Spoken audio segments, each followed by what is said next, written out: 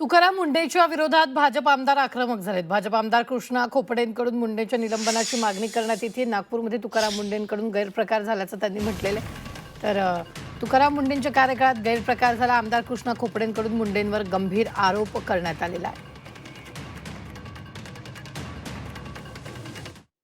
महाराष्ट्राच्या इतिहासामध्ये ही पहिली घटना आहे। एखाद्या IAS अधिकाऱ्याच्या विरुद्ध महिला तक्रार करतात आणि तक्रार दाखल झाली, FIR बी दाखल झाला, परंतु दुर्दैवाने महाराष्ट्रामध्ये उद्धव ठाकरेचं सरकार होतं आणि अनिल देशमुख गृहमंत्री असल्यामुळे त्यांचा प्रेशर पोलीस कमिशनरवर होता आणि म्हणून त्यांनी काही कारवाई पुढची केली नाही।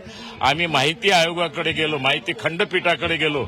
खंडपीठाने सांगितलं का मुख्य सचिवांनी ताबडतोब त्या संदर्भात कारवाई करावी, परंतु सरकारचे काही अधिकारी कारवाई करण्यास मागे पुढे पाहत होते आणि आता 20 ऑक्टोबरला एक आदेश 2 लाईनचा निघालाय आणि 5 वर्षापूर्वीचे जे बेनिफिट जो सीओ नव्हता त्याला 5 वर्षापूर्वी सीओ दाखवून अशा प्रकारचे बेकायदेशीर आदेश त्यांनी काढलेला आहे आणि म्हणून आम्ही मागणी केली आहे। लक्षवेधी आमची सबमिट झालेली आहे, बहुतेक 2-4 दिवसामध्ये लक्षवेधी लागेल।